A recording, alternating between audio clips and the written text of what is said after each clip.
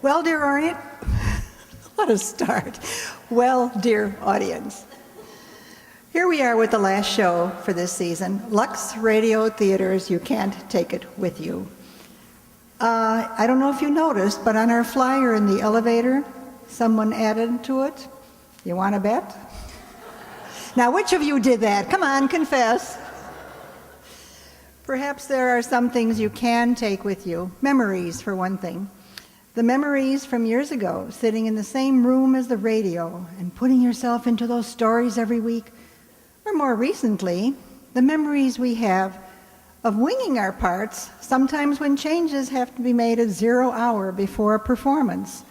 Like tonight, for instance. First of all, even though the original Lux Radio script called for 31 separate roles, we decided to go for it, all 14 of us, even though one having to drop out at the last minute. And that wasn't funny, McGee. We are happy, though, that we lured John Shefke out of retirement for tonight. Yay, John.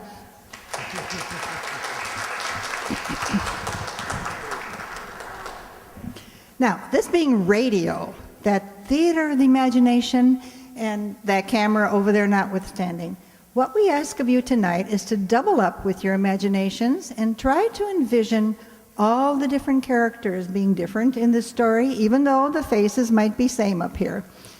And it was a story that was originally directed by Frank Capra, a typical Frank Capra movie. It's the tale of an extended family living in the late 1930s.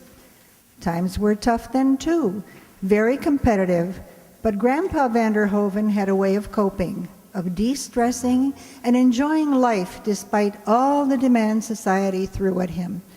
We could all aim at such a goal. We have to admit that so many years ago, life seemed to be a lot simpler, more predictable, and perhaps even a little more naive and innocent. We were coming out of the Great Depression and had no clue that our country would be suddenly thrown into a terrible war within 2 short years. May history never repeat that era again.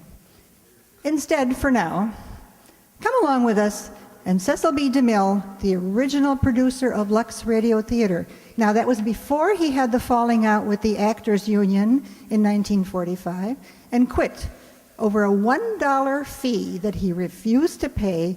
It had been requested of him to fund the union's protest over allowing actors to appear on radio without being members. Can you imagine that? Ah, yes, history does repeat. But now, please, let's get back to the living room on a Monday night. It's time for the favorite of millions of listeners. Turn on the radio and let the tubes warm up.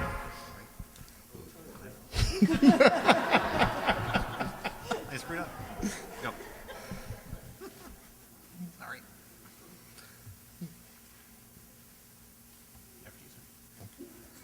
Lux presents Hollywood.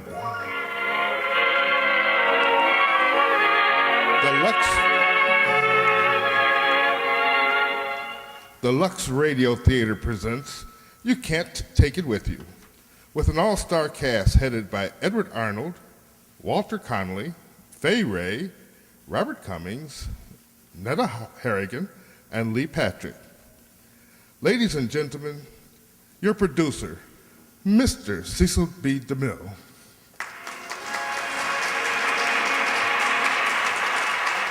Greetings from Hollywood, ladies and gentlemen. This is a special occasion for us. Just 5 years ago, this week, the curtain went up for the first time in the Lux Radio Theater. And one of the most gratifying things to me is our box office report. But unlike most theaters, our box office is not situated in the front of the building with one ticket taker, but in every city and every town throughout the country, when thousands of ticket holders in every store where you buy Lux toilet soap. It's your loyal purchase of our product that raises the curtain that each week in this theater, and it's all made possible by the exceptional quality of LUX toilet soap. Mr. Ruick has a letter on this subject that I think you'd like to hear. It says, "Dear Mr. DeMille, we're all loyal to you, to the Lux Radio Theater, and to Lux Toilet Soap. I, for one, purchased Lux Toilet Soap at first as a thank you for the Lux Radio Theater, so the theater might be continued. But just as you've told us, the quality of the product is so outstanding that I am now writing to tell you that I wouldn't think of doing without my Lux Toilet Soap. It's a grand help for a woman who wants to keep her complexion as attractive as possible. And it certainly makes a grand bath soap. And thanks to you, Mr. DeMille, for you can't take it with you. I'll be listening Monday night." And that, Mr. Ruick, brings us to our play. The ancient Greeks had a gift for philosophy, the Romans a gift for government, and just as certainly Americans have always been blessed with a gift for humor. Prophets of gloom have never fared very far in our country. They're always been overshadowed by prophets of laughter like Moss Hart and George S. Kaufman, who wrote You Can't Take It With You, a Pulitzer Prize play on the Broadway stage, and later a hit movie picture produced by Columbia Pictures Corporation. You Can't Take It With You is a great American comedy, but it's also a love story, for there can be humor in romance, even though the parties concerned are usually too serious to see it that way. To cast this play, we literally covered the country from Maine to California. Our good friend Edward Arnold was up in San Francisco enjoying a kind of postman holiday with the Fishermen's Club, a group of gentlemen who amused themselves occasionally by putting on a play. But we suggested that it was time to stop entertaining himself and get back to entertaining the public. He's here tonight as Banker Kirby, the same role he played in the picture. Miss Fay Ray was in Rome, in Maine, finishing an engagement on the Straw Hat Circuit. That's the branch of theater which blooms in the spring and closes up at the first frost. We reached her by telephone and told her about the part of Alice, and above the noise of shifting scenery, she managed to shout across the continent, and she'd be glad to take the next train to California. We found Walter Connolly, our choice of Grandpa Vanderhoff, solemnly sitting waving a steak knife in the Paramount Commissary.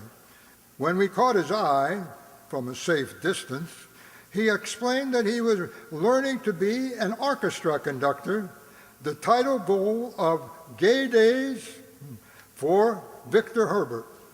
Robert Cummings, one of the most promising young leading men in Hollywood, takes the part of Tony.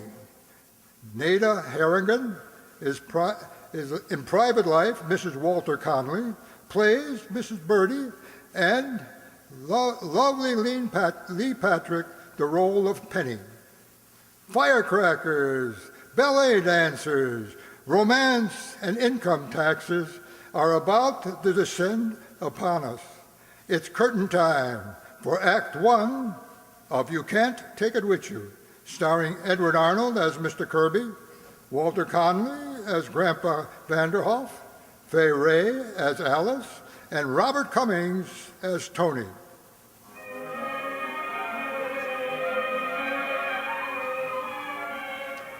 The 57th floor of the Kirby Building, tallest and most impressive structure of the great American city, one door opposite the elevator is a brass plate bearing the legend Anthony P. Kirby Company, bankers. And behind the seven other doors marked private of the is the inner sanctum of the great Kirby himself. The famous tycoon cannot be disturbed just now, with his son Tony and a great group of secretaries have engaged in the ceremonial title of Modern Business, a very important conference. Gentlemen, we're going ahead exactly as planned. Our company will be the largest individual corporation in the world, particularly with Ramsey lined up. Why, we'd control the whole field of production. Exactly, gentlemen. But AP, Ramsey would never permit himself to be absorbed by anybody. Oh, won't he? Earlier this year, Ramsey floated a new issue, didn't he? What for? For expansion, new production facilities. All right, where is he going to build these new production facilities? I own every 12 square blocks completely surrounding his factories. You own them? We didn't know anything about this, AP. Of course you didn't. Nobody knew. The Blakely Real Estate Company's been buying it for me, a piece at a time. But my name was kept out of it. That's brilliant, AP. So you see, gentlemen, we can proceed without any trouble. Well, you know what to do. Come on, get busy. Yes, sir, right away. Oh, Douglas, get me Mr. Blakely on the phone. Yes, sir. Well, Tony, how does it feel to be a vice president? Well, it's been painless enough so far, Dad. You talk as if you were having a tooth yanked. Look, Dad, maybe sometime when you get a week or two off, you can sort of let me in on what the banking business is all about. Oh, now, don't give up, Tony. Sure, it's complicated, but, you'll get used to it. How's your mother been? Oh, she's fine. Said she'd drop in later. Mr. Blakely's on the phone, sir. Good, good. Hello, Blakely. Oh, AP. How's it going, Blakely? You, got that property yet? Well, I'm having a little trouble, AP. I've got all 12 blocks except one house, 25-foot front, and the man won't sell. Well, make him sell. Those 12 blocks are useless unless I can buy every inch. Well, I'm trying, AP, but the old man's a crank. I offered him $50,000 yesterday, and he turned it down. I tried to get him in here today to talk some sense into him, but I don't know. You don't know. You listen to me. I don't want any excuses. I want his house. And remember this, Blakely. Unless you buy the whole 12 blocks, you don't get a penny commission. Goodbye. But Mr. Kirby, that man's got ice water in his veins, I tell you, John. We've got to get that property. You can't force a man to sell his home. Well, what did he say when you offered him the $50,000? I'm not sure, but I think someone began singing, someone else danced, and Grandpa Vanderhoff sat himself down and played the mouth organ. A mouth organ? What are they, a bunch of nuts? Mr. Vanderhoff is here, Mr. Blakely. Oh, Mr. Vanderhoff? Well, send him right in. No. Have him wait. Yes, sir. Let him cool his heels a while. Psychology, eh? It never fails. Mr. Vanderhoff, Mr. Blakely will see you in just a minute. Huh? Oh, that's all right. I'm not in any hurry. Oh, thank you, Mr. Vanderhoff. Say, mister, what are you doing with that there machine? Huh? Oh, why, this is an adding machine. Oh, my goodness. I made a mistake. First time in 20 years. Oh, I suppose that calls for the building to collapse, huh? What do you have to do that for? Well, I have to add up these figures and see if they check against these other figures. Why? Say, do you like it, this work that you're doing? Oh, my goodness, no. Oh, for land's sakes, what am I saying? Then what do you do it for? What would you rather do? Rather do. Why, I make up things. Poetry? Oh, no. Things, gadgets. Let's see. You got anything here? Well, look back here behind this desk, see? This is one of the things I made up. The bunny comes out of the cabbage, looks around, then it goes back. Now that's kind of cute. Seems to me, Mr. Poppins. Poppins, it seems to me, Mr. Poppins, that's the sort of things you ought to be doing all the time. Yes, well, maybe someday when my ship comes in. Well, lots of people waiting for that ship, Mr. Poppins. Meanwhile, they don't have any fun. Look, how would you like to come over to our house for a while and work on your gadgets? Over to your house? Now, don't feel bashful about it. Mr. DePina, he's the Iceman. He came over 9 years ago, got interested in making fireworks down in the cellar with my son-in-law, Paul, and he's been living with us ever since. Over at our place, everybody does exactly what he wants to do. Really? That's wonderful, but how do you live? Who takes care of you? The same one who takes care of the lilies of the field, Mr. Poppins. If you like, you can come over and be a lily too. Say, let's hear that bunny again, will you? Well, all right. Well, that's a wonderful invention, Mr. Poppins. Ought to be fun making it too. Poppins! Poppins! Oh my goodness, it's Mr. Blakely. What's this? What's going on here? Well, you see, sir, this gentleman... Mr. Poppins was showing me his invention, that's all. Oh, Mr. Vanderhoff. Well, well, well, come in. No, thank you, Mr. Blakely. I was just going. Going? What are you talking about? See, that's a bad twitch in your eye. You've been working too hard. You ought to take a vacation. Mr. Vanderhoff, if it's all the same to you, let's quit playing games. I'm a very busy man. Then I don't want to disturb you. Bye, Mr. Blakely. Oh, look. I have a check here for $100,000 made out to you. You don't say. Look out for that twitch, Mr. Blakely. Coming, Poppins? I'd like to, but I don't think... You, Poppins. This is all your fault. You and your confounded toys. Get it out of here. Oh, you broke it. You broke my... Wait a minute, Mr. Vanderhoff.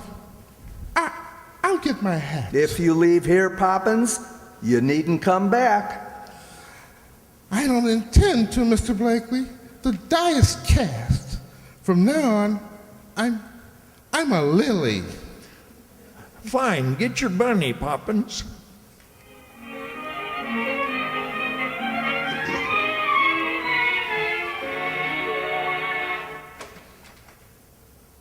Go right in, Mr. Poppins. Thank you. Hello, Grandpa. That you?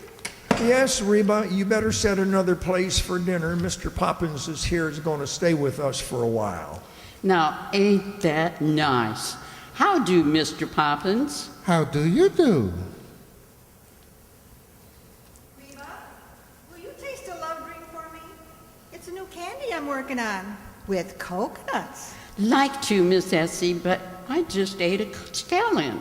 It's gonna taste like Stellans no matter what. Guess I'll have to ask Mother then. Oh, hello, Grandpa. This is my granddaughter, Essie, Mr. Poppins. Makes the best candy in the city. Hello. Hello. Just put your hat over there, Mr. Poppins. I'll show you where you can wash up. Mother? Mother?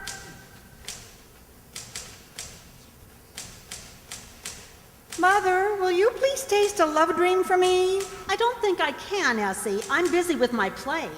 Do you have to make candy today? It's so hot. Well, Ed went out and got a bunch of new orders. If this keeps on, you'll be opening a store, dear. That's what Ed was saying last night, but I said no. I want to be a dancer. Miss Essie, that new batch of love dreams is about ready. Oh gosh, I'd better get back to the kitchen. Finish the second act yet. Mrs. Sycamore? Oh, no, Reba. I've got Cynthia just entering a monastery. Monastery? She was singing in the Paradise Club last I heard. Well, she got tired of the Paradise Club, and there's this monastery, so she goes there. My, I'll bet she busted wide open. What? Wait a minute, Mr. DePina. I want to show my wife. Paul, what are you doing down in the cellar? Look, Penny, the new firecrackers. Mr. DePina and I just got through with them. We can sell them at 10 cents a string, and they can pop like a Dickens. Right? Watch. Pretty nice, huh? Oh, yes, dear, they're lovely. Mr. Sycamore, Yes, Mr. DePina. on this skyrocket, I think we got a powder chamber too close to the balloon. Bring it up here and let me see. Mother, Ed's coming home. Ed's coming home. I saw him through the window. Hey, Essie. Here I am, Ed. Here I am. Well, I delivered the candy. How's my beautiful wife? Oh, just fine, dear. I couldn't wait to get home and get at the xylophone. Say, wait till you hear this tune. It's been ringing in my ears all day. Listen.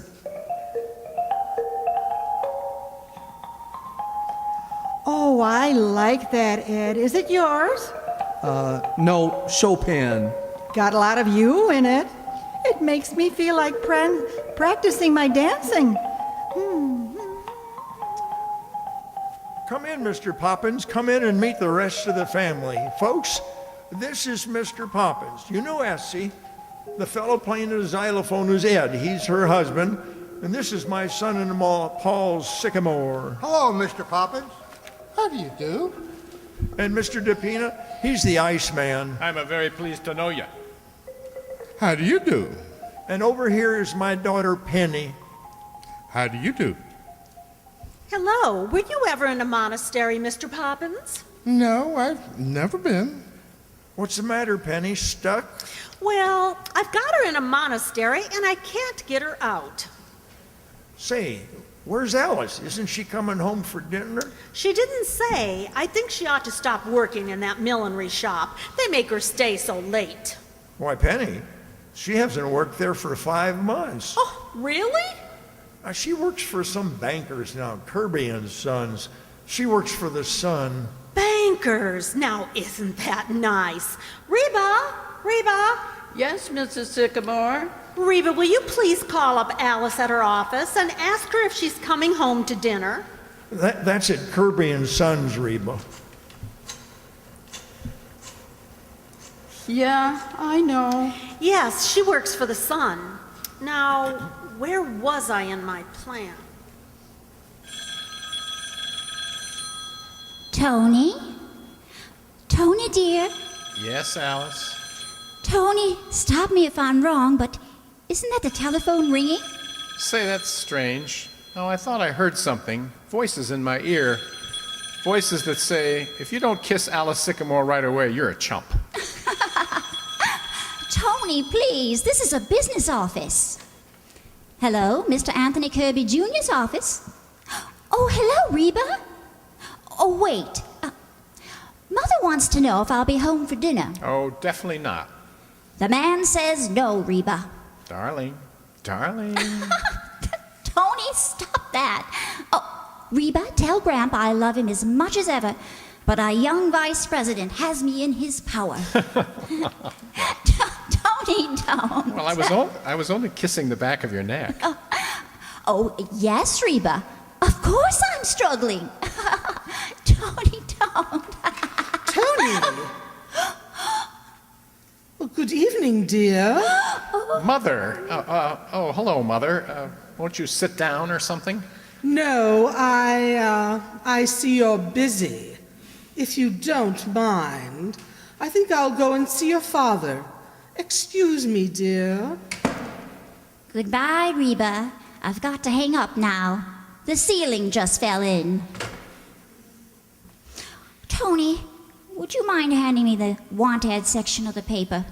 Oh, I'm sorry, Alice. I had no idea my mother was going to pop in like that. No, I guess you didn't. Well, I'd better go home. No, wait a minute. I want to tell you something. Last night I informed that irate lady who was just in here that I was going to marry you. Did you see the way she looked at me? I know just what she was thinking. Oh, listen, there seems to be a general impression around here that the Kirbys are ogres or something. That has nothing to do with me. They're just putty in my hands.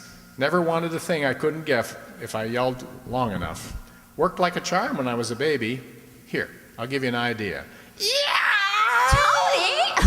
Oh, you crazy man. Sure. And there's one little detail I forgot to mention. I love you, Alice. I love you very much. Oh, Tony. Tony.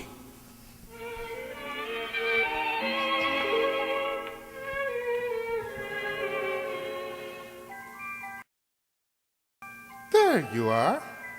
Do you like it, Mr. Sycamore? Why, I think it's marvelous. Did you make that just the 2 days you've been here? Well, I had the parts, you see. But this is a wonderful place to work. Say, Mr. Sycamore. Yes? This new fireworks display is going to be the best we ever made. I guess it is, Mr. DePina. Did you think up a name for it? No. What we need is something new and big with plenty of flash. You got any ideas, Mr. Poppins? Let me see. I know. The Russian Revolution. Plenty of fireworks there. Why, it's brilliant, Mr. Poppins. What do you think of it, Ed? The Russian Revolution. I think it's swell. Say, you got great ideas, Mr. Poppins.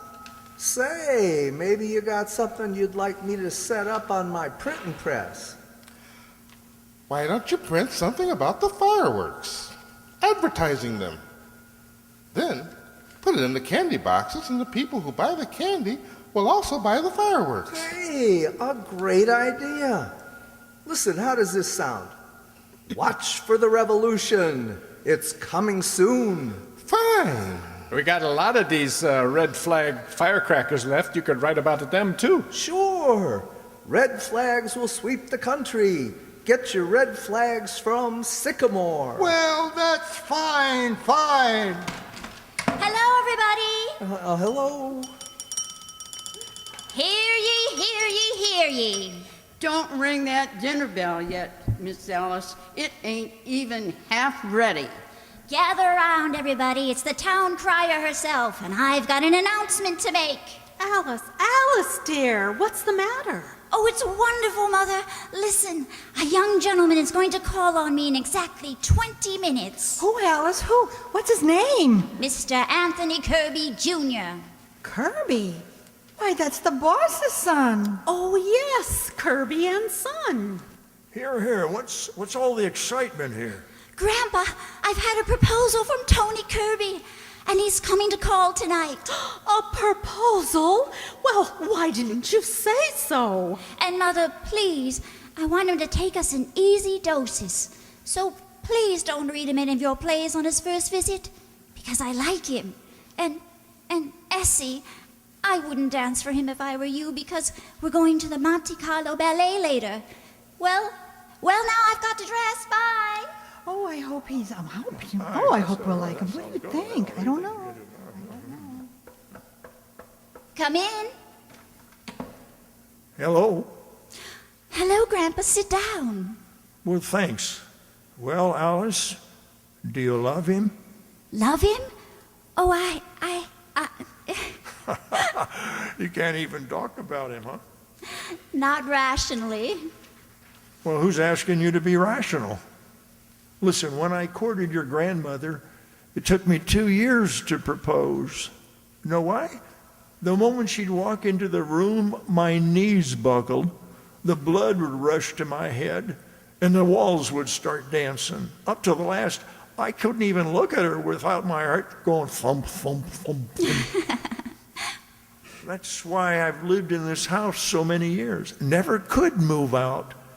It'd be like moving away from Grandma. Oh, Grandpa, I've got it that way, too. Well, if you have, then I guess it's all right. Look, I bought you something. Here, do you like it? Well, bless my soul, a new harmonica. Sure is a beauty, too. I guess I'll run along downstairs and have a whack at it.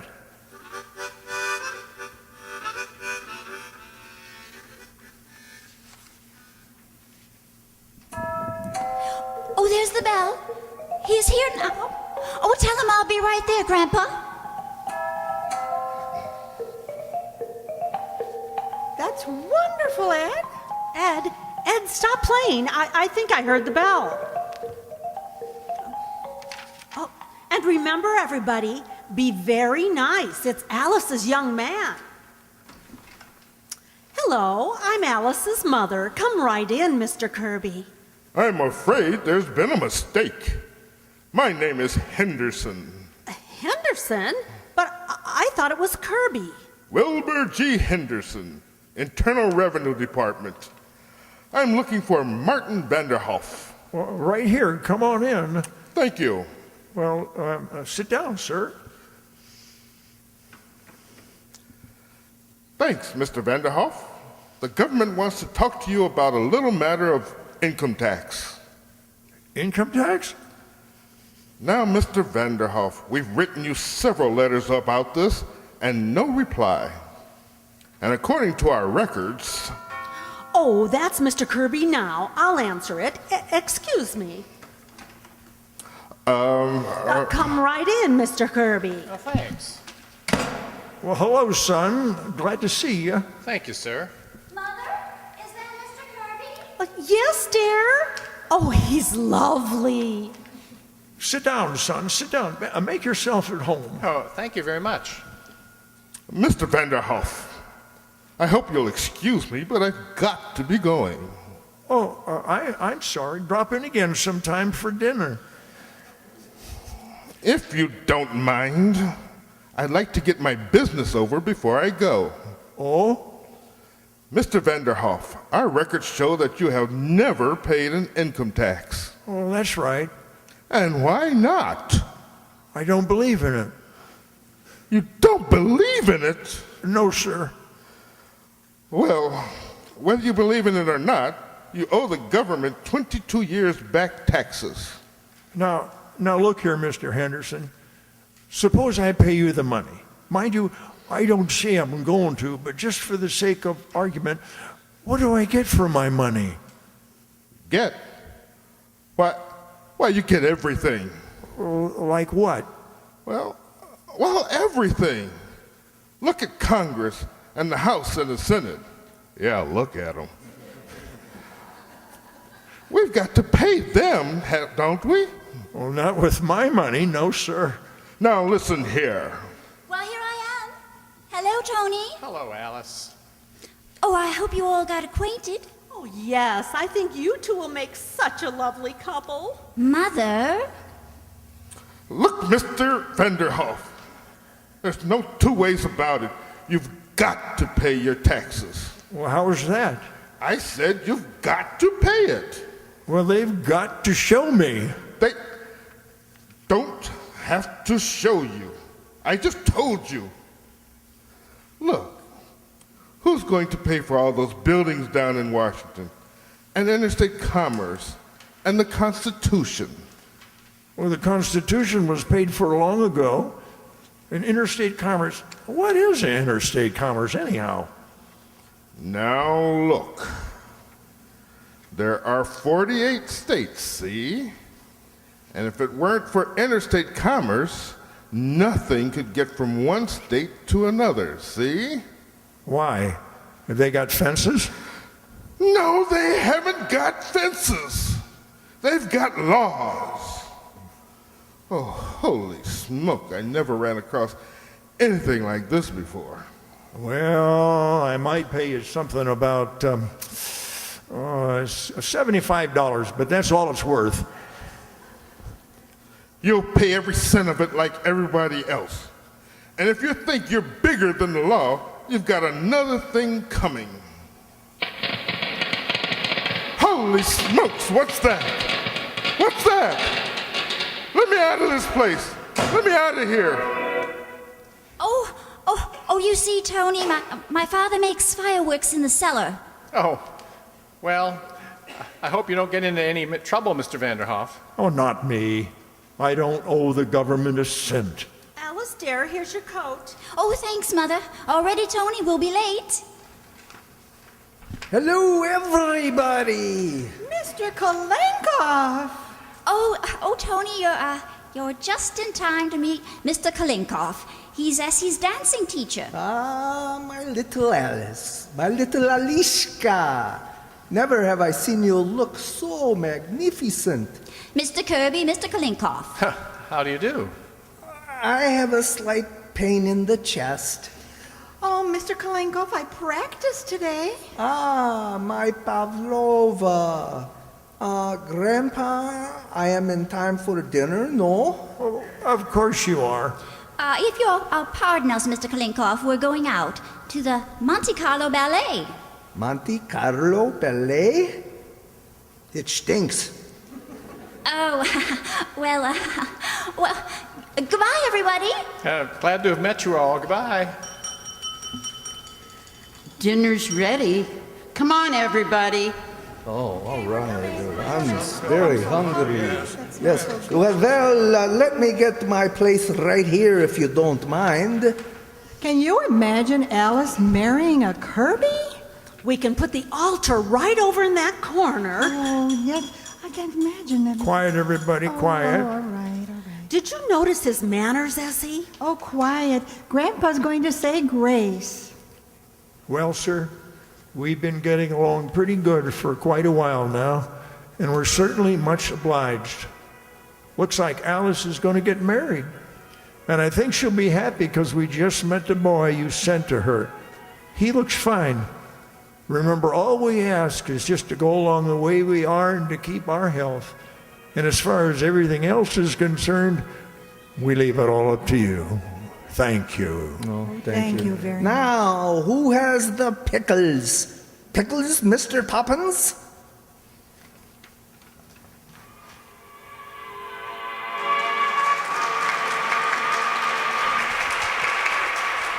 The curtain falls on Act One of You Can't Take It With You, and the course of romance promises to be rather stormy in the Vanderhoff household.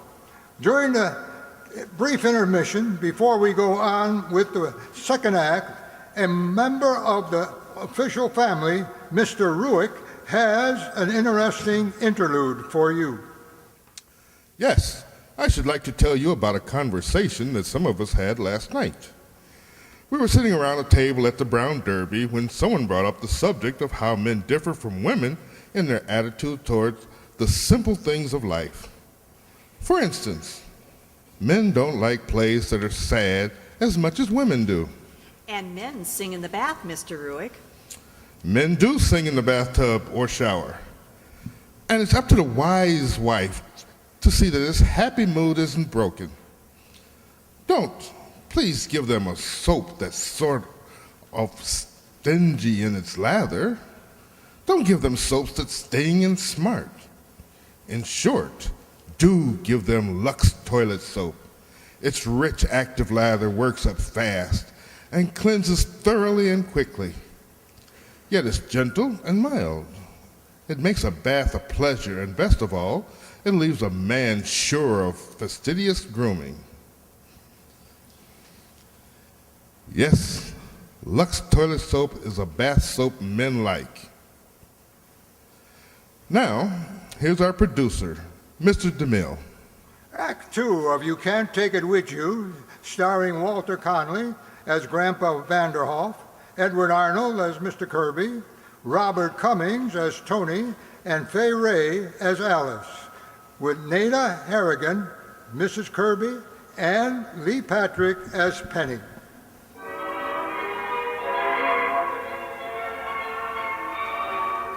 It's later that same evening. On every side of the city park, skyscrapers send up million lights to challenge the stars. But Alice and Tony have found a secluded bench beneath the trees, and are not concerned with the miracles of man and nature, just so they have eyes only for each other. What are you thinking, Tony? Thinking how much better this is than going to the ballet. Well, what are you really thinking? About my family? It's not a family you can just ignore. No, it isn't. You know, I think they're great. They seem to do just what they want to do. Yes, Grandpa started it 35 years ago. He suddenly quit the business one day, started up the elevator, came right down again, and never went back. He said he wasn't having any fun. Well, that's exactly what I mean. And Mother. Do you know why Mother writes plays? Because 2 years ago, a typewriter was delivered to the house by mistake. Well, now I know why you're so different. You know, I think that your family is the answer to what's wrong with this world. People spend their time building castles in the air, and yet they never try to make them realities. You know, in school, another fellow and I had an idea. Do you mind if I sort of talk about myself? I love it. Well, this fellow and I had an idea how to utilize the energy in grass. You know, grass, just like this. Did you know that every blade of grass has an energetic force that has never been used for anything? No. Well, yes. And we worked on it all the time, every spare moment, all night sometimes. We'd get so excited we'd forget to sleep. And well, then we left school, and he's selling automobiles, and I'm in some mysterious thing called banking. Tony, why don't you go back No, and... don't say it. Don't say it. I know what you're thinking. But the Kirbys come from a long line of bankers, and the line simply must not be broken. Gosh, that's been pounded into my head until it's given me a softening of the brain. Oh, that's silly, Tony. You're still young, and there's plenty of time to decide about those things. Besides, I resent what you said about your brain. I think it's beautiful. Do you? Mm-hmm. Gee, that's wonderful. Now tell me, when do we get married? We don't. Oh, darling, what'd you say? I said we don't. Not for a while. But why? Because I've been thinking. We should save ourselves a lot of embarrassment later on if our two families could meet first. Oh, so that's what's on your mind, huh? Mm-hmm. I want you to bring your folks for dinner Wednesday, Tony. Now wait, I'm not going to put you on exhibition like a freak in a circus. I don't mind. Well, I do. Well, it's worth it if we get their approval. Oh, be sensible, Tony. They've centered their whole lives around you, made all sorts of plans, and suddenly I come along and everything's upset. Tony, there's no two ways about it. Your family has to meet mine. All right, Wednesday for dinner. It's a date.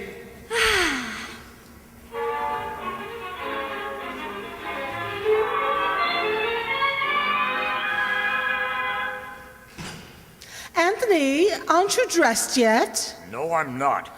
Well, hurry, dear. Tony said 8 o'clock.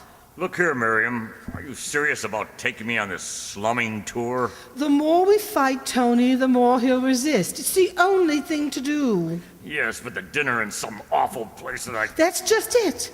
She's probably from some dull, middle-class family. Soon as Tony sees us all together, he'll realize how impossible the situation is. Yeah, that I take it is what is known as being subtle, Yes. Oh, heavens only knows what they'll have to eat. You know how sensitive my stomach is, Miriam.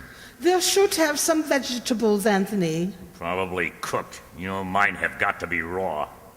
Anthony, please hurry. They're expecting us at 8 o'clock. And... All right. Give me a chance.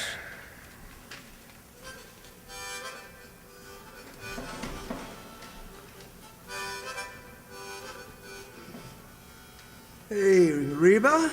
Reba? Yeah, Mr. Ed? Reba, take a look out the window and see if there's a man standing in front of the house. What are you so excited about, Ed? There's a man been following me, Grandpa, the last few nights when I've been out delivering candy. Maybe he wants a piece of candy. Huh? I don't see anybody, Mr. Ed. Whee! Someday, Alice, you're going to break your neck sliding down that banister. Someday I'm going to do it without holding on. Essie, dear, you're going to give Reba the kitchen all day tomorrow, aren't you? She'll need it. Oh, sure. That's why I'm making the love dreams now, so I'll be way ahead. Thank you, darling. And look, Mother, tomorrow night, before the Kirbys come, will you have Reba put everything down in the cellar? The typewriter, the kittens, and the xylophone? Certainly, dear. Reba, remind me. The Kirbys are certainly going to get the wrong impression of this house tomorrow night. Well, I'll be upstairs if anyone wants me. Mrs. Sycamore, Yes, Mr. DePina. look at what I found in the cellar, remember? Over 8 years ago. Why, of course, Mr. DePina. It's my painting of you as a discus thrower.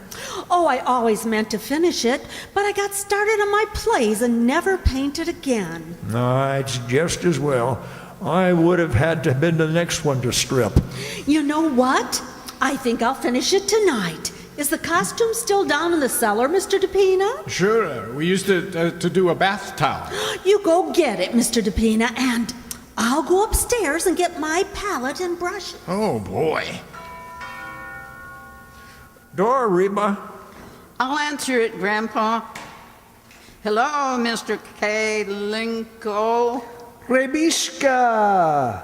Well, Grandpa, I am in time for dinner, no?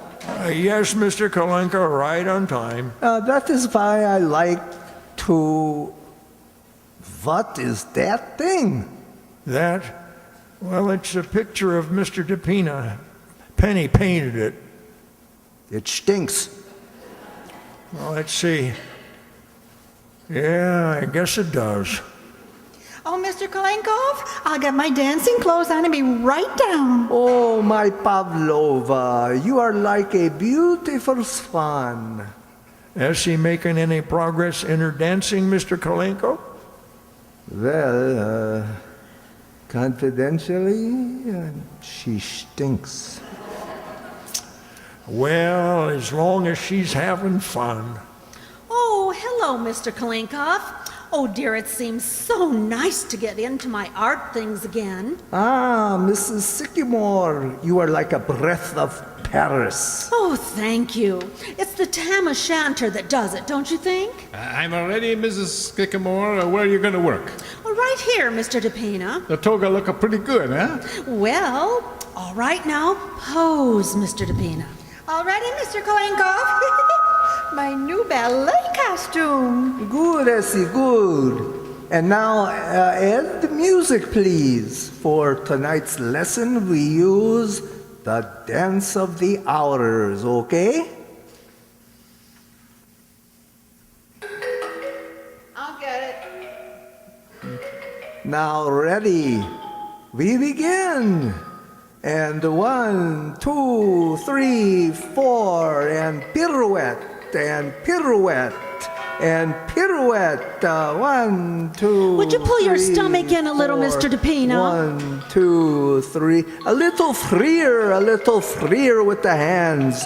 The music must be freer too. 1, 2, 3, 4. 1, 2, 3, 4. Reba, go away, Reba, not now. Your stomach in a little more, Mr. DePina. Mrs. Sycamore, it's the Kirbys. They're here. 1, Oh, 2, oh my. 3. Hello, everyone. All right. Good evening, Tony. Good evening. You're Mr. and Mrs. Kirby, aren't you? How do you do? Are we too early? Oh, no. Sit right down and make yourself at home. It's perfectly all right. Why, yes, only we thought it was tomorrow night. Tomorrow night? Tony, Well, that's funny. I thought it was... really, this is most embarrassing. Oh, not at all. Not at all. We weren't doing a thing. Of course, we were just having a quiet evening at home.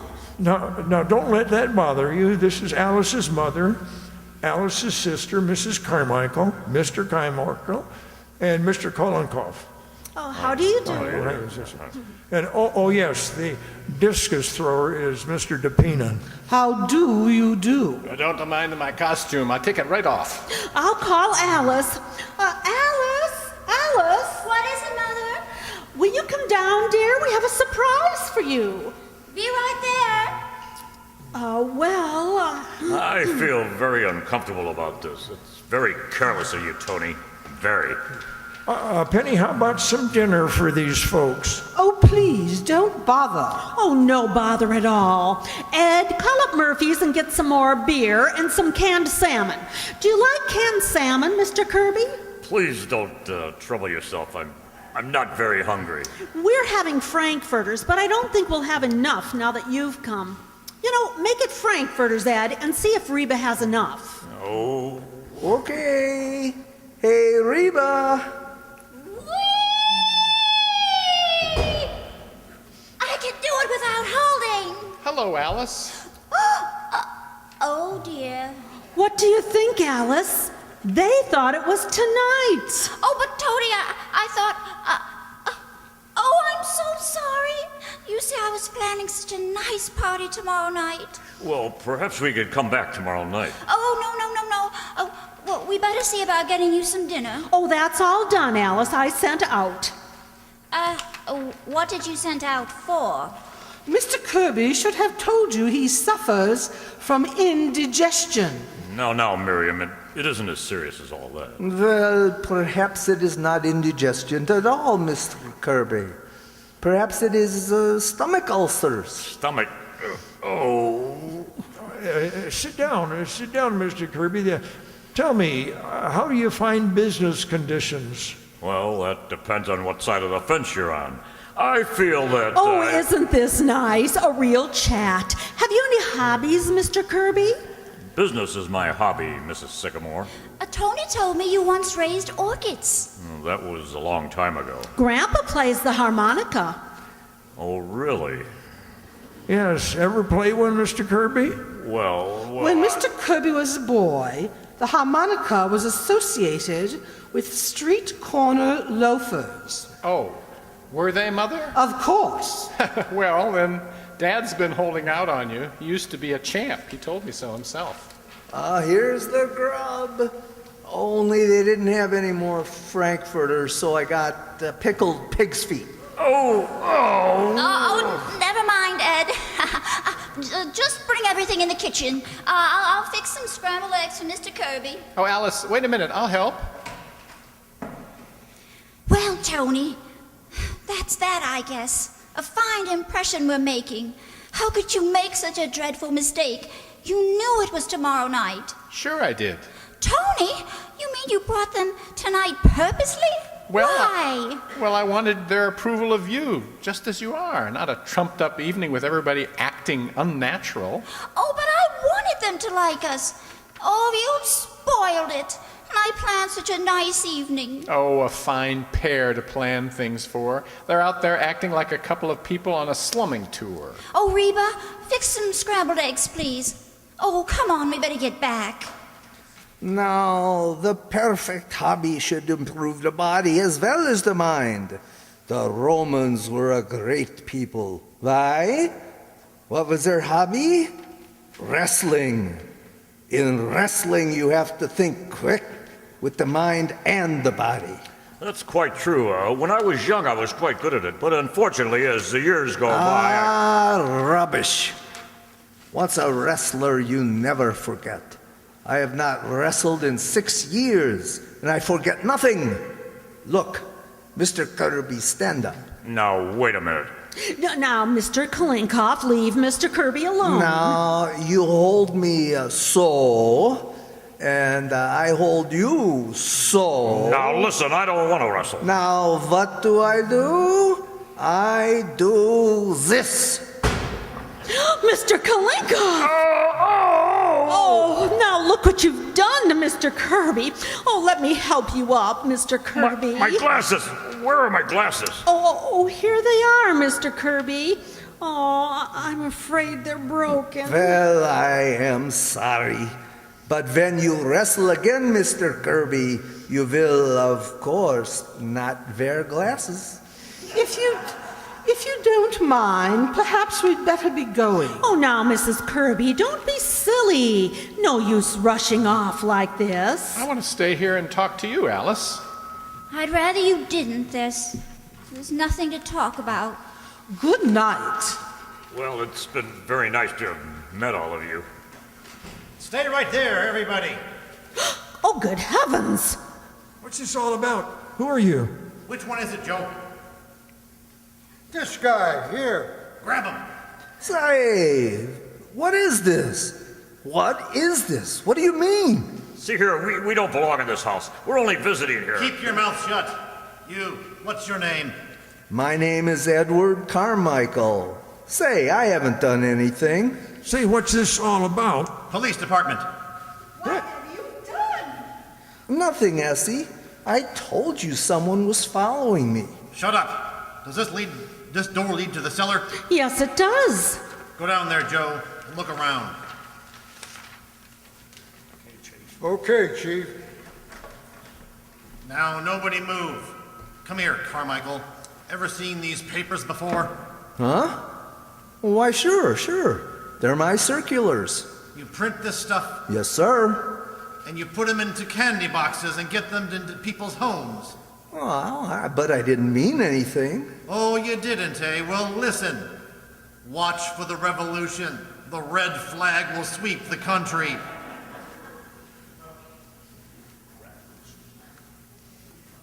Radicals. They're radicals.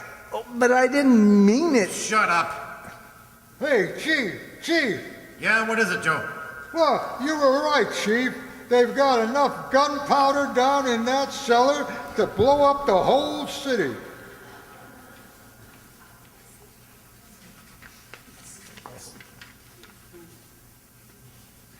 But we only use that for the course of fireworks. Shut up. Everybody in this house is under arrest. What's that? Oh, my heavens! Look here, officer. This is all nonsense. Excuse me, officer, but I gotta go down to the cellar. Oh, no, you don't. What's your name? Mr. DePina, but I just remembered I left my pipe down in the cellar and I gotta go down. Get back here. But I gotta get my pipe. Grab him, Joe. All right. Let me go. I gotta get down there. You stay where you are. I gotta.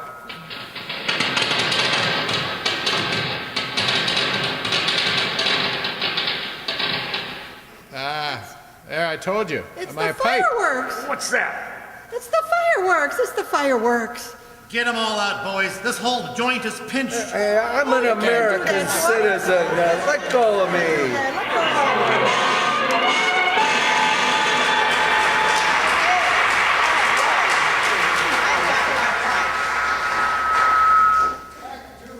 Can't take it with you. End it rather abruptly.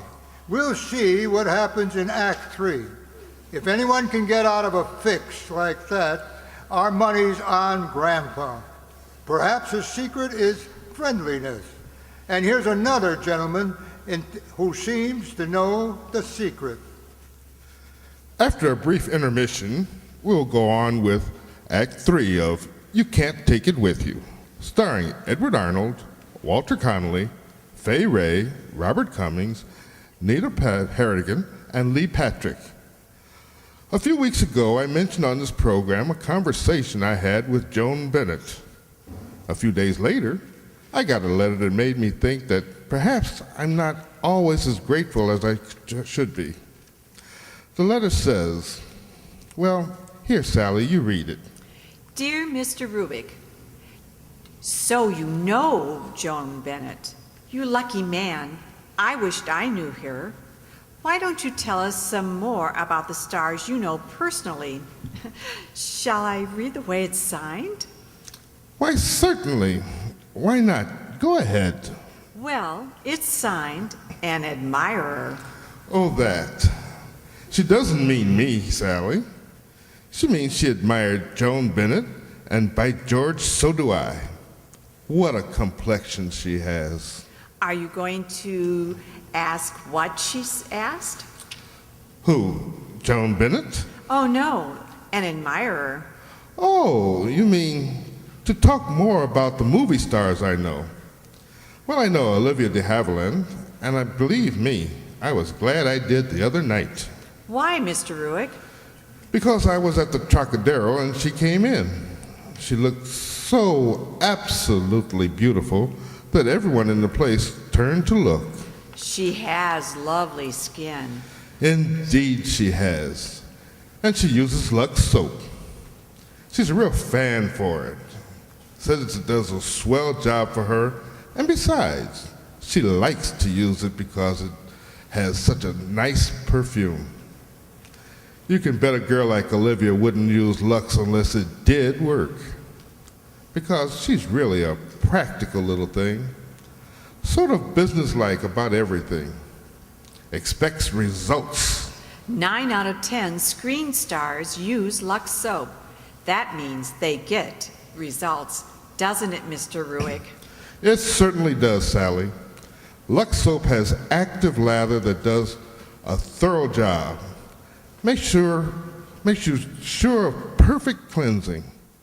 And that means it's the soap for every woman who wants her skin to have the best of care. Smooth, soft skin is a joy to everyone who looks at it.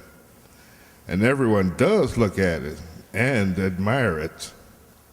So let Lux toilet soap help. You win the love and admiration you ought to have.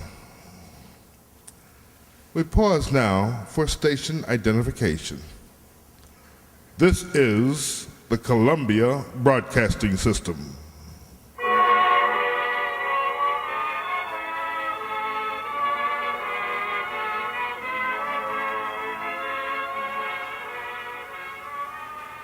We continue with the third act of You Can't Take It With You.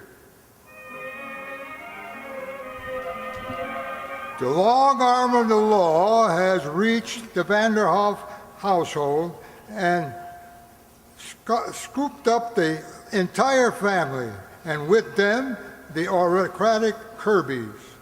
In the police station, the men have been herded into a single barred room reserved especially for the drunk and the disorderly.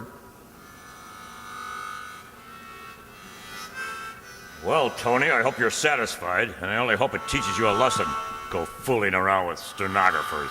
I'm sorry, Dad, but I intend marrying Alice. Yes, I know. I intended marrying a waitress once, but fortunately my father knocked it out of me.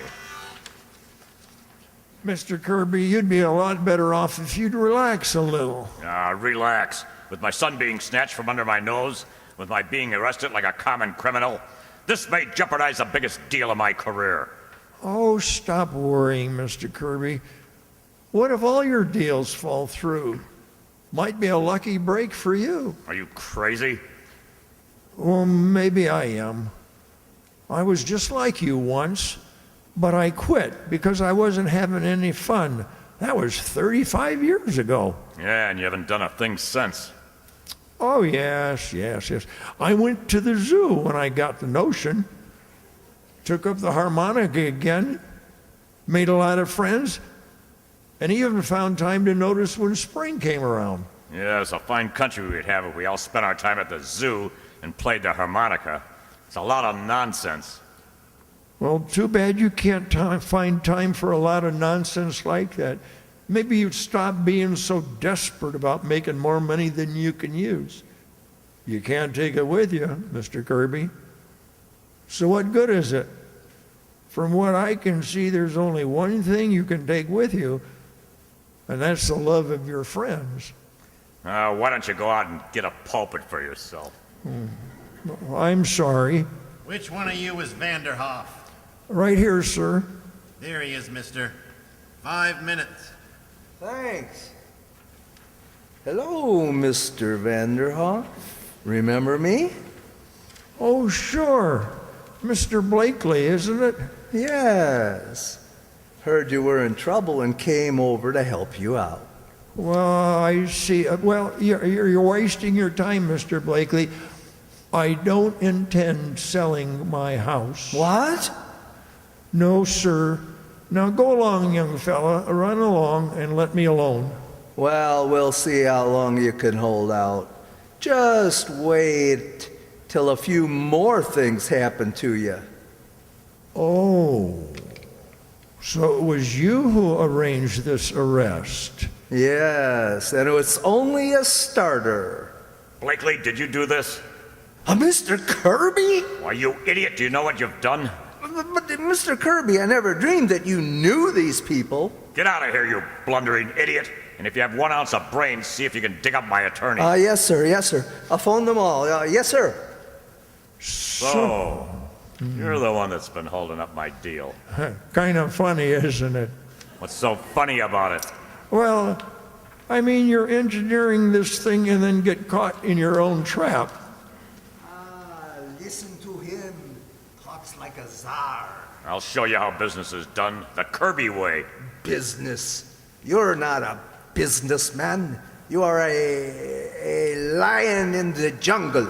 Yes, and I've got the longest and sharpest claws, too. That's how I got to where I am. That's why I'm on top, and scum like you are in the gutter. Oh, Dad, stop it. Who are you calling scum? You're an idiot, Mr. Kirby, a stupid idiot. You can't talk to me like that. Oh, yes, I can. Scum, are we? What makes you think you're such a superior human being? Your money? With all your wealth? You're the poorest man I know. Poorer than any of these people you call scum. Because I guarantee they've got some friends. You may be a high mogul to yourself, Mr. Kirby, but to me, you're a failure. A failure as a man, a failure as a human being, yes, even as a failure as a father. Oh, I'm sorry, Mr. Kirby. I haven't lost my temper like that in 30-some-odd years. If I could make it up to you in any way... Oh, how'd you like to have my harmonica? It's a new one. Here, you might want to play it sometime. All right, everybody, night court's open. Have your slips ready. Come on, move along. Silence. Mr. Vanderhoff, for disturbing the peace, you and the rest of your family are, by your own plea, guilty, but I shall suspend sentence. Well, thank you, sir. But for manufacturing explosives without a license, I'm sorry, but I'm forced to fine you $100. $100? Whew, that's a lot of money. Your Honor, I'll pay his fine. No, thank you very much, Mr. Kirby. I couldn't let you do that. We've got to help Grandpa. He's our neighbor. Order! Silence, please.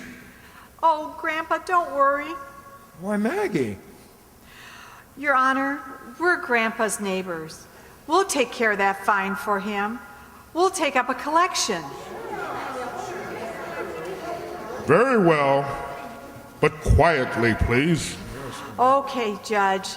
Okay, folks, let's pony up. You're a lucky man, Mr. Vanderhoff, to have so many friends. Yes, sir.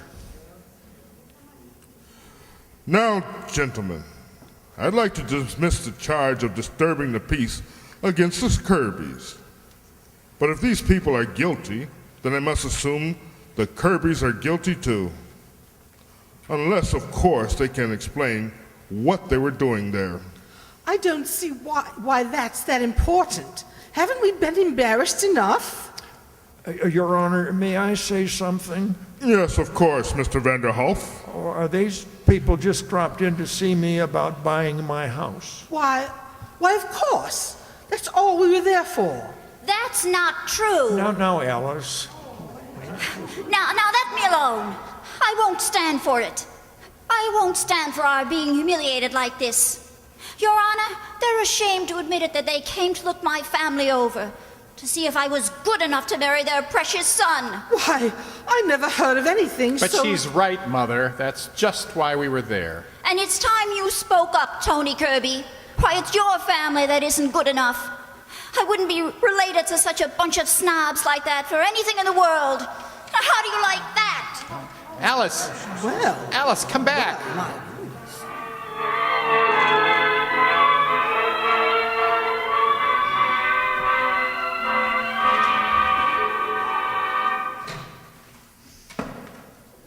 Penny? Essie, Paul, come here. What's the matter, Grandpa? Look, it's a letter from Alice. Here, read it. Alice? What does she say? Where is she? Is she coming home? Read it out loud, Benny. Now, wait a minute. My hands are shaking. She's staying with Helen, her school friend, in Riverside. That's in Connecticut. Read what she says, Penny. Oh, let me see now. I know now the situation between me and Tony is impossible. I should have stayed in my own backyard. But oh, my darlings, I'm so lonesome for you. Last night I cried myself to sleep. I wish I could rush back home, but how can I if I want to forget? Sounds to me like she's not coming back. Well, I guess that settles it. Who are you calling, Grandpa? I'm calling that fellow Blakely. Blakely? You're not going to sell the house. Alice is right. She can't come back here. She'd be miserable. Mr. Blakely, please. We'll find a place where she isn't. Oh, hello, Mr. Blakely. This is Mr. Vanderhoff. Still want to buy the house? All right, draw up the papers. That's all right. He's quite a crook, that fellow.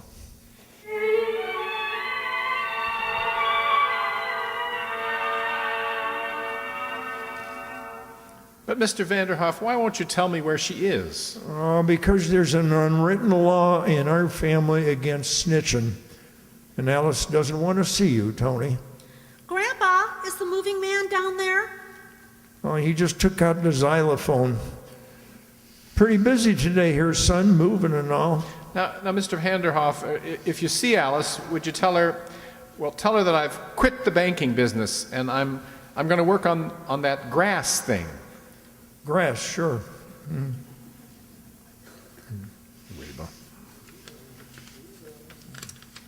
Say something.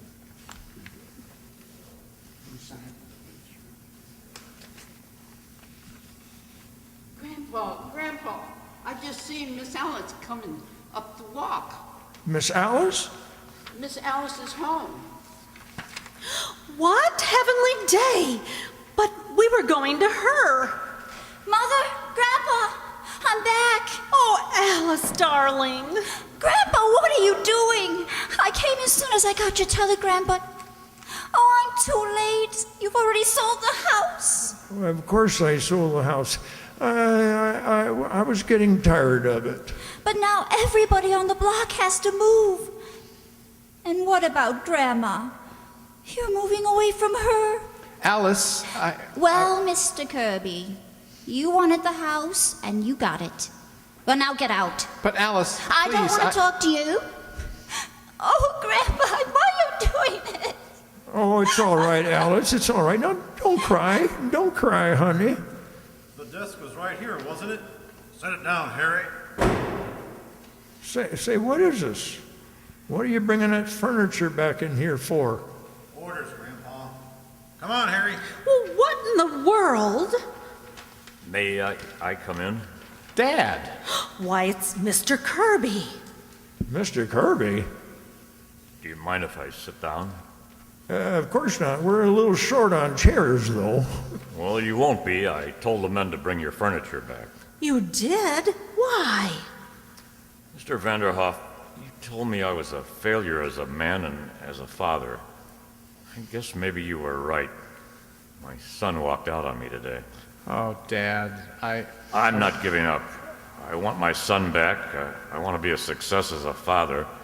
So the first thing I've got to do is to be a success as a man. My big deal isn't going through, and strangely enough, I don't care.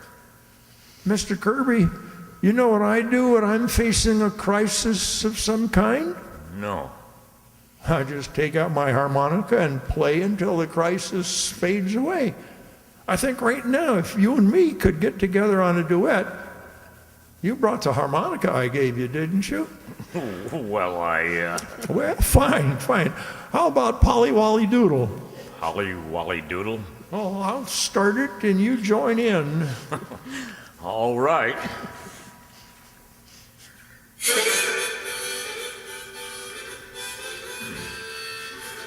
Oh, that's beautiful, Paul. Isn't it lovely? Oh, it's the jungle lion on the harmonica. Ah, my Russian wrestling friend. Oh, what are you doing here? Ha, I'll show you. I hold you so, and you hold me so. What am I doing? I'm doing this. Oh, magnificent. Thank you. Come on, Mr. Vanderhoff.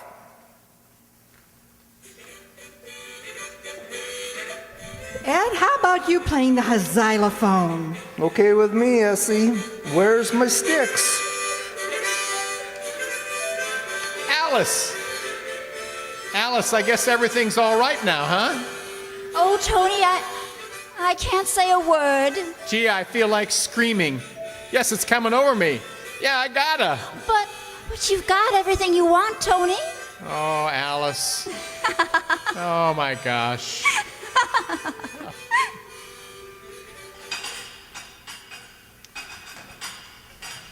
Quiet. Quiet, everybody. Quiet. Grandpa's going to say grace. Well, sir, here we are again. We had a little trouble, but it's not your fault. We spread the milk of human kindness, and some of it got curdled. That's our lookout. Anyway, things have turned out fine. Alice is going to marry Tony.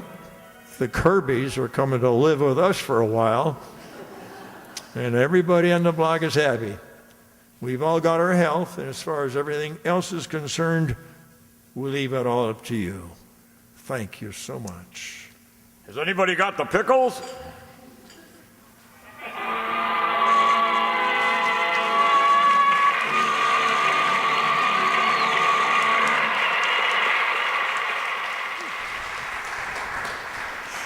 Okay, 3 more rehearsals and we'll be ready to go. But I didn't say that, especially for the camera. For our final show, we thought you might like to get to know us a little better after watching us up here month after month.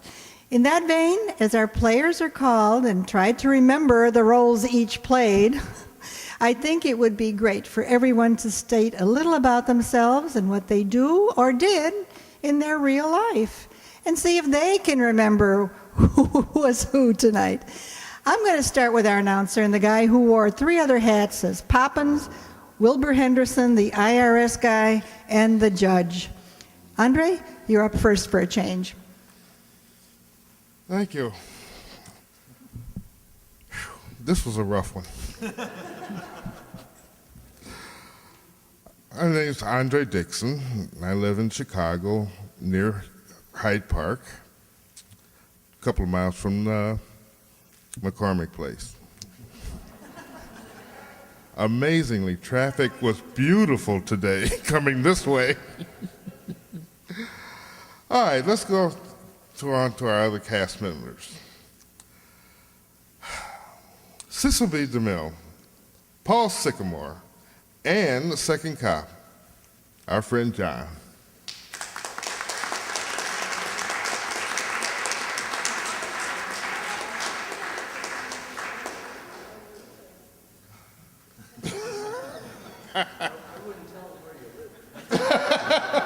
I can't tell you too much about myself, but we did start with the radio players back in '92 with Chuck Shaden, way back in the Museum of Science of Naturalism. But anyway, we joined here with Jack Gelsomino in 1998, and it was a great fun for me because I listened to the radio continuously, and I'm a resident just down the block, so it was very convenient for me to come to the Township Hall every last Friday of the month.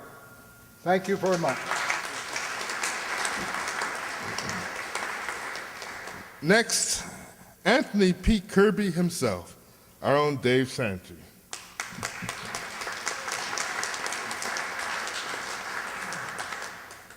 My name's Dave Sanchi, and I live in Lombard, and I've been doing this for quite a few years, and acting in plays and independent films and voiceovers and the whole bit. So I always enjoyed radio, listening to it when I was growing up, and I remembered quite a few of the shows, even the serials that would come home from school and listen to Jack Armstrong, Superman, and all of those shows too. So it's something I enjoy doing, and I hope you people enjoy listening to us.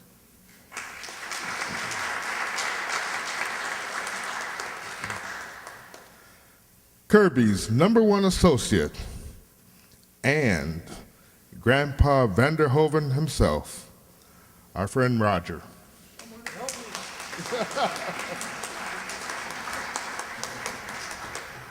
If to renew is to do something over, and to repeat is to do it the second or third time, retired means I'm tiring twice. That's not really my case. I'm a retired school teacher from Brookfield area. I live in Brookfield. I've been enjoying with the play, and I really appreciate our director, Ellie. Thank you, Ellie.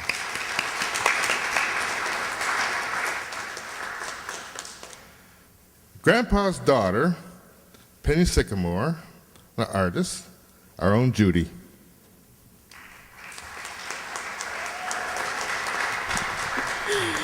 I'm Judy Marsh, and I've been with the group maybe 5 or 6 years, and truly enjoy it. It's relaxing for me, and I love to read anyway, so might as well read aloud.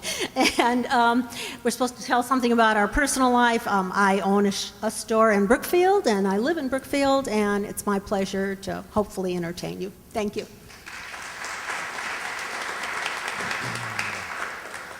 Next, Penny's daughter, Essie Carmichael, the dancer. Ellie. Besides forgetting the part I played tonight, I've been with the Riverside Township radio group since it started by Dr. Gelsomino in '98. Enjoy it very much. Inherited the directorship when he unfortunately passed away suddenly. And in my long ago private life, I was an office manager for my husband, worked with him for 15 years, and we're still married. He owned his own firm in downtown, an architectural firm. Other than that, I love everything we do about most of the time with this group. And I better get off because I promised everybody I'd get the hook if they were here too long. Thanks for coming.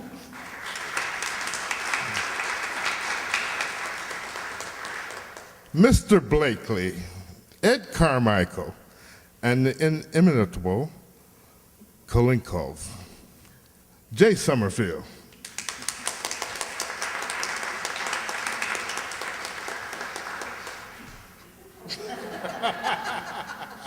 Oh, like so. I'm Jay Summerfield. I live in LaGrange. I don't remember how long we've been together here, maybe 6, 7 years. Retired? Yeah, I'm a retired elementary school principal, 9 years now. You wouldn't know it by looking at me, but I'm actually old.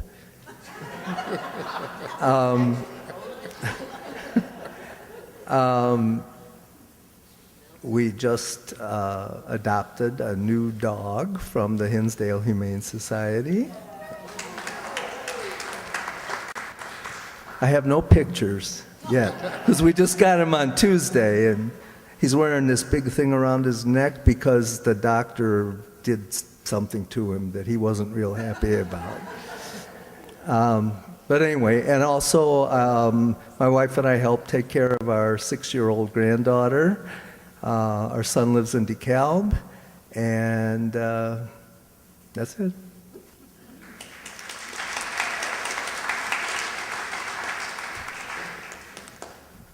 Then there's the housekeeper, Reba Nell Brennan. Thank you. I have been very, very, very busy because nurses have to renew their license every few years. So in order to do that this year, we've had to take a lot of educational courses to be updated. But in regards to the Riverside Township Community Theater or radio players, I too was with John Shefke for the South Side radio play, or they call it those were the radio days. And then both of us talked to Dr. Jack Gelsomino about starting our group here. And that's how I got involved. Thank you.